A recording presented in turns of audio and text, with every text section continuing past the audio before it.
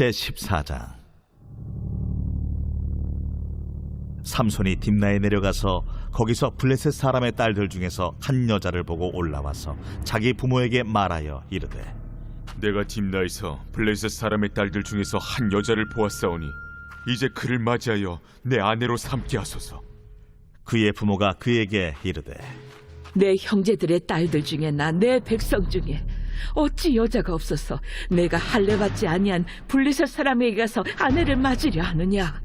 삼손이 그의 아버지에게 이르되, 내가 그 여자를 좋아하오니 나를 위하여 그 여자를 데려오소서. 그때에 블레셋 사람이 이스라엘을 다스린 까닭에 삼손이 틈을 타서 블레셋 사람을 치려 함이었으나 그의 부모는 이 일이 여호와께로부터 나온 것인 줄은 알지 못하였더라. 삼손이 그의 부모와 함께 딥나에 내려가 딥나의 포도원에 이른즉 젊은 사자가 그를 보고 소리 지르는지라. 여호와의 영이 삼손에게 강하게 임하니 그가 손에 아무것도 없이 그 사자를 염소 새끼를 찢는 것 같이 찢었으나 그는 자기가 행한 일을 부모에게 알리지 아니하였더라.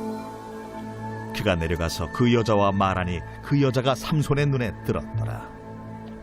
얼마 후에 삼손이 그 여자를 맞이하려고 다시 가다가 돌이켜 그 사자의 주검을 본즉 사자의 몸에 벌떼와 꿀이 있는지라. 손으로 그 꿀을 떠서 걸어가며 먹고 그의 부모에게 이르러 그들에게 그것을 들여서 먹게 하였으나 그 꿀을 사자의 몸에서 떠왔다고는 알리지 아니하였더라.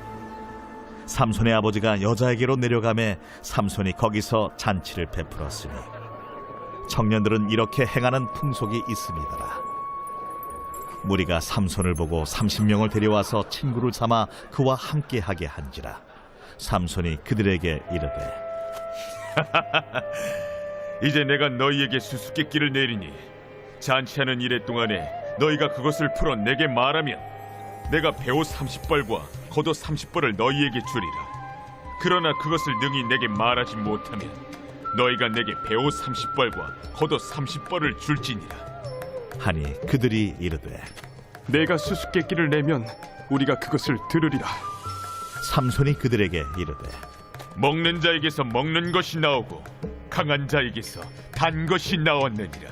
그들이 사흘이 되도록 수수께끼를 풀지 못하였더라. 일곱째 날에 이르러 그들이 삼손의 아내에게 이르되, 너는 내 남편을 꾀어 그 수수께끼를 우리에게 알려달라 하라. 그렇지 아니하면 너와 내 아버지의 집을 불사르리라. 너희가 우리의 소유를 빼앗고자 하여 우리를 청한 것이 아니냐? 그렇지 아니하냐? 하니 삼손의 아내가 그의 앞에서 울며 이르되, 당신이 나를 미워할 뿐이요 사랑하지 아니하는도다. 우리 민족에게 수수께끼를 말하고 그 뜻을 내게 알려주지 아니하도다 하는지라. 삼손이 그에게 이르되, 보라, 내가 그것을 나의 부모에게도 알려주지 아니하였거든 어찌 그대에게 알게 하리요? 하였으나 7일 동안 그들이 잔치할 때 그의 아내가 그 앞에서 울며 그에게 강요하므로 일곱째 날에는 그가 그의 아내에게 수수께끼를 알려주매 그의 아내가 그것을 자기 백성들에게 알려주었더라. 일곱째 날 해지기 전에 성읍 사람들이 삼손에게 이르되, 무엇이 꿀보다 달겠으며 무엇이 사자보다 강하겠느냐? 삼손이 그들에게 이르되, 너희가 내 암송아지로 밭갈지 아니하였더라면 내 수수께끼를 능히 풀지 못하였으리라. 여호와의 영이 삼손에게 갑자기 임하심에 삼손이 아스글론에 내려가서 그곳 사람 30명을 쳐 죽이고 노략하여 수수께끼 푼 자들에게 옷을 주고 심히 노하여 그의 아버지의 집으로 올라갔고 삼손의 아내는 삼손의 친구였던 그의 친구에게 준 바 되었더라. 오늘 삼손 이야기 사사기 14장입니다. 삼손의 거의 모든 이야기는 거룩하지 못한 여인들과 연관이 되어 있습니다. 블레셋 여인들인데요, 3명의 여자들과 연관이 되어 있습니다. 자, 첫 번째는 오늘 우리가 살펴볼 여인인데 딥나에 사는 여인이었습니다. 또 두 번째는 가사에 있는 여인인데 기생이었습니다. 세 번째는 우리가 잘 아는 아주 유명한 들릴라라는 여인이었죠. 그 애는 삼손의 머리를 자르게 합니다. 자, 이 여인들이 바로 삼손의 삶을 망치게 했다라고 볼 수 있습니다. 그런데 또 한편으로는요, 삼손 자신의 유혹에 못 이겨서 실패한 이야기가 바로 삼손의 이야기다라고 볼 수 있는 것이죠. 그럼에도 불구하고 그 저변에는 하나님의 은혜가 있는 이야기가 바로 삼손의 이야기라는 것이죠. 자, 삼손이 딥나에 가서 블레셋 여인을 보게 되었습니다.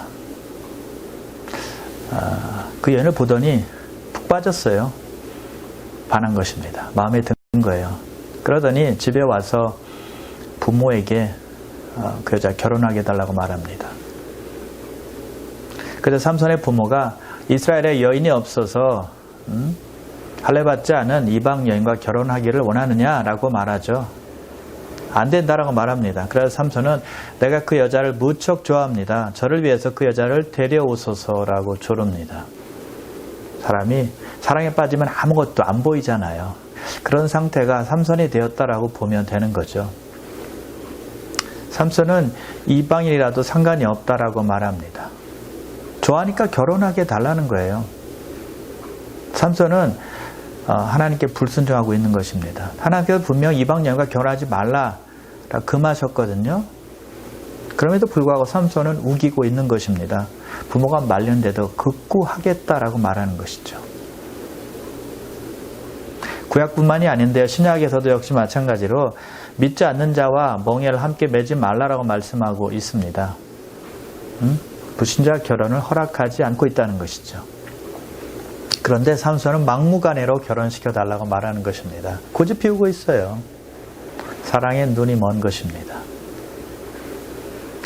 어떤 분들은 결혼하기 전에는 그렇게 신앙이 좋았는데 불신자와 결혼하고 나서는 신앙을 거의 잃어버리는 분들도 있습니다.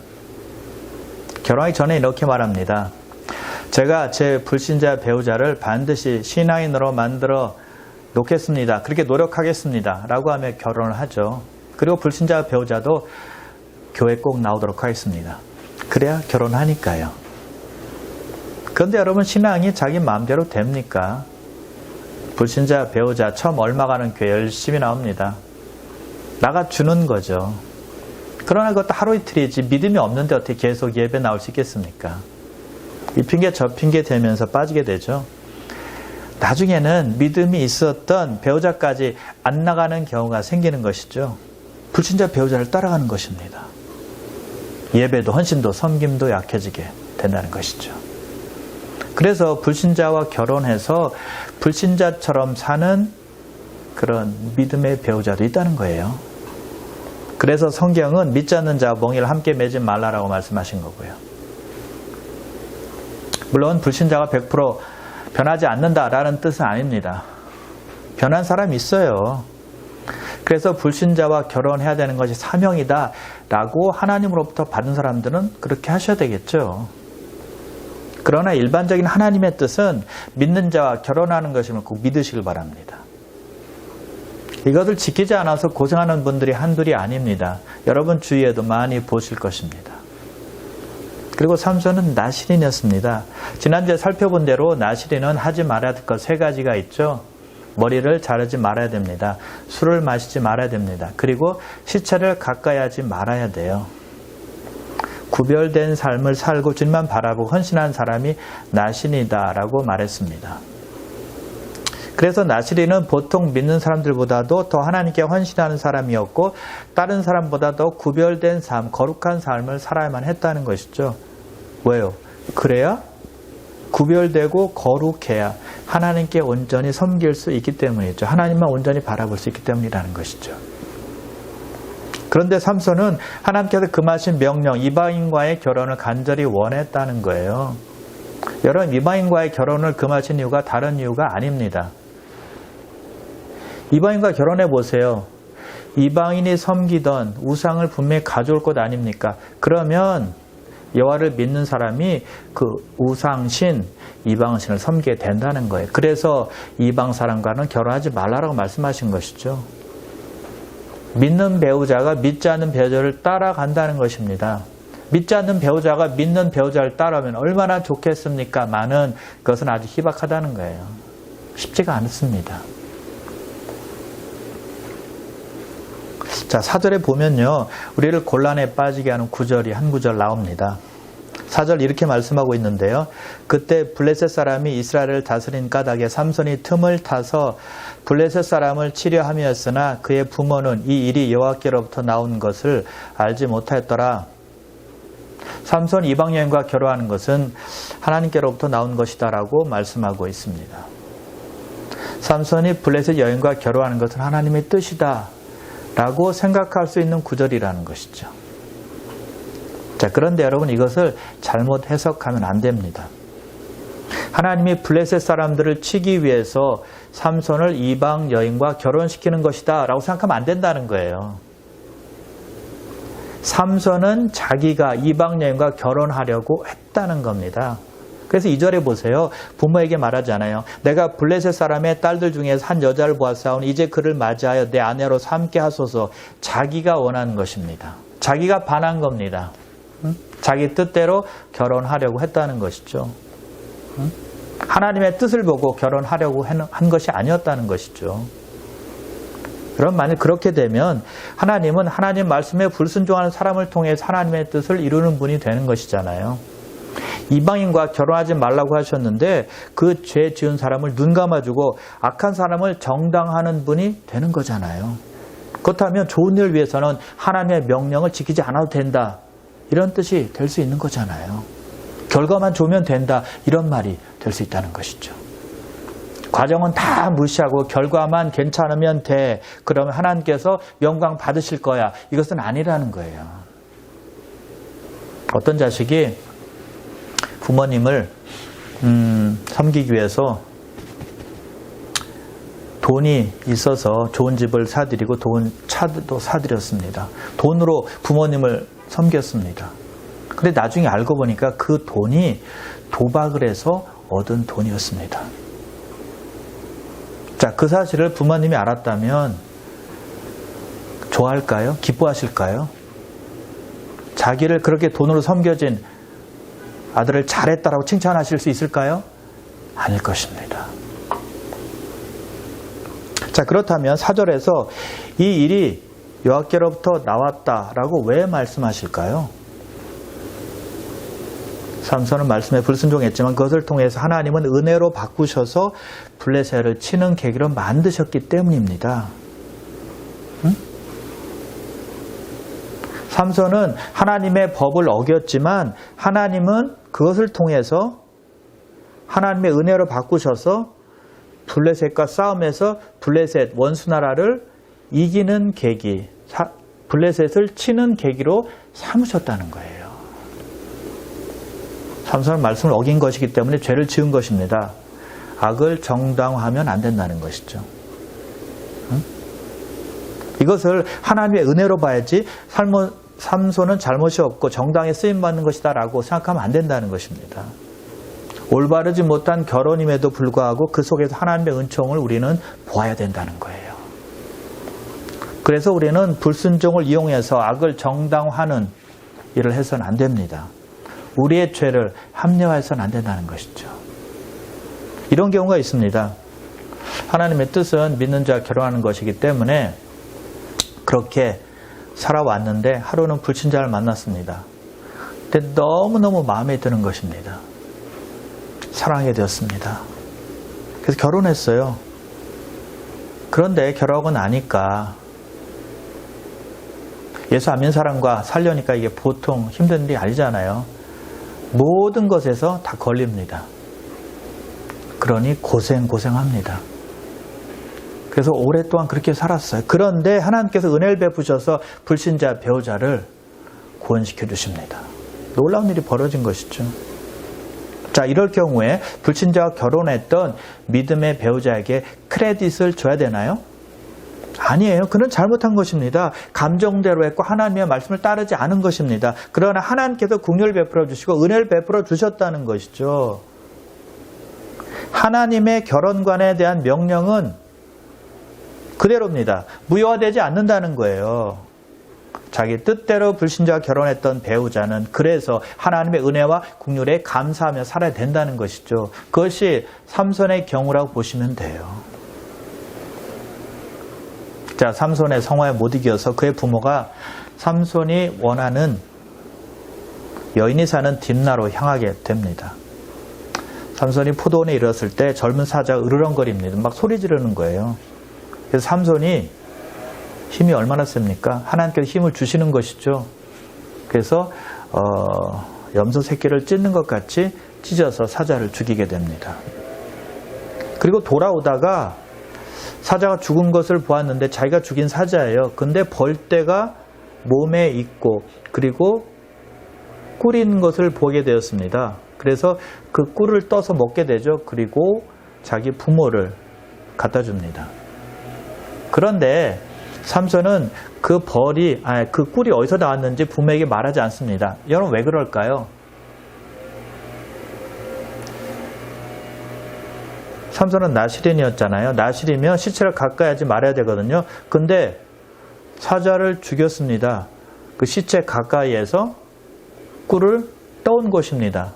그렇다면 아버지 어머니가 지금도 어쩔 수 없어서 삼손이 좋아하니까 지금 그 아내 될 사람에게 가고 있지만 나실에 대한 법을 어겼기 때문에 부모가 반대할 겁니다. 결혼 승낙을 허락하지 않을 것입니다. 그것 때문에 삼손은 부모를 속인 것이죠. 자기가 꿀을 어디서 가져왔는지 말하지 않았다는 것입니다.